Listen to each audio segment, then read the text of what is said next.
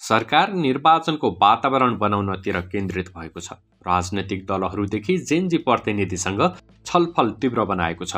बुधबार मात्र सरकारले राजनैतिक दल र जेनजी प्रतिनिधिसँग संयुक्त छलफल गर्यो। प्रधानमन्त्री सुशीला कार्कीको आह्वानमा पहिलो पटक त्रिपक्षीय बैठक बसेको थियो। सरकारका प्रवक्ता एवं सञ्चार तथा सूचना प्रविधि मन्त्री जगदीश खरेलका अनुसार निर्वाचनको वातावरण बनाउने उद्देश्यले आयोजना गरिएको पहिलो बैठक सौहार्दपूर्ण वातावरणमा सम्पन्न भयो। सरकारले यसअघि दल र जेनजी प्रतिनिधिसँग छुट्टा छुट्टै छलफल चलाएको थियो, तर सरकार जेनजी प्रतिनिधि र राजनैतिक दल बीच त्रिपक्षीय छलफल हुन सकेको थिएन।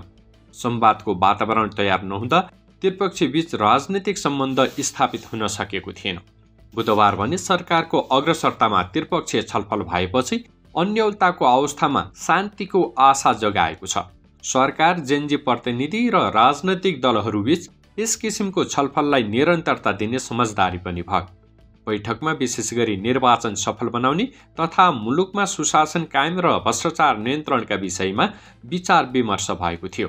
समयमा चुनाव हुनुपर्नेमा त्रिपक्षीयकै जोड रह्यो। सञ्चार मन्त्री खरेलका अनुसार बैठकको मुख्य उद्देश्य निर्वाचन, सुशासन कायम, भ्रष्टाचार नियन्त्रणका साथै जेनजी आन्दोलनका क्रममा भएको जनधनको क्षतिको अनुसन्धान गरेर कारबाही प्रक्रिया अघि बढाउने सन्दर्भ रहेको थियो।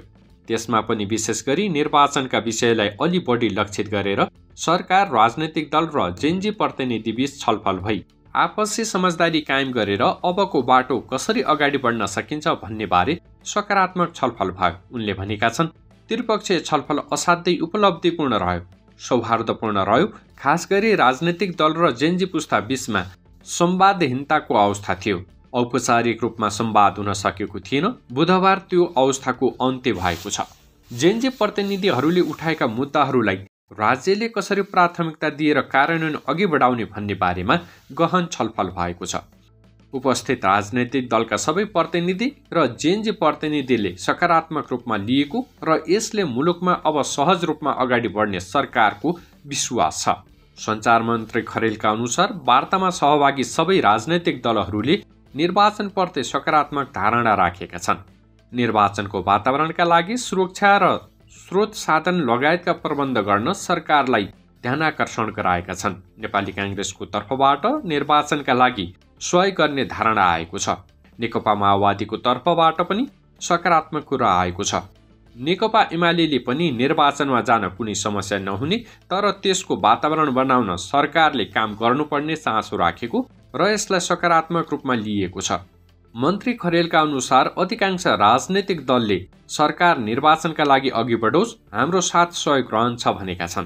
तर केही दलबाट भने चुनावका लागि अझै पनि वातावरण बन्न नसकेको आशंका व्यक्त भएको बुझिएको छ। बैठकमा राजनैतिक दलका करिब 15 जना र सोही संख्यामा जेनजी प्रतिनिधिहरूको सहभागिता थियो। जेनजीका प्रतिनिधिहरूले जेनजी आन्दोलनको क्रममा जे जस्ता माग उठेका छन् सोही अनुरूप मुलुकमा सुशासन र भ्रष्टाचार नियन्त्रण गरिनुपर्नेमा जोड दिएका थिए। उनीहरूले निर्वाचनको समेत समर्थन गर्दै निर्वाचन गर्दै गर्दा सुशासन सुनिश्चितता र भ्रष्टाचार नियन्त्रणलाई पनि सँगै लैजानुपर्ने धारणा राखेका थिए। राजनैतिक दलहरूलाई अझै बढी जिम्मेवार बन्नुपर्छ भन्ने कुरा जेनजीले उठाएका थिए। लामो समयपछिको औपचारिक राजनैतिक संवादले निर्वाचनको माहौल बनाएको सम्बन्धित पक्षको भनाइ छ। निर्वाचनको तयारी स्वरूप सरकारले सबै खाली काम अगाडि बढाएको छ। सरकारले निर्वाचन आयोगसँग पनि विभिन्न सभैमा छलफल गरी निर्वाचनको वातावरणका निमित्त ताकेता गरिरहेको छ। आयोग निर्वाचनको आवश्यक तयारीमा जुटिसकेको छ।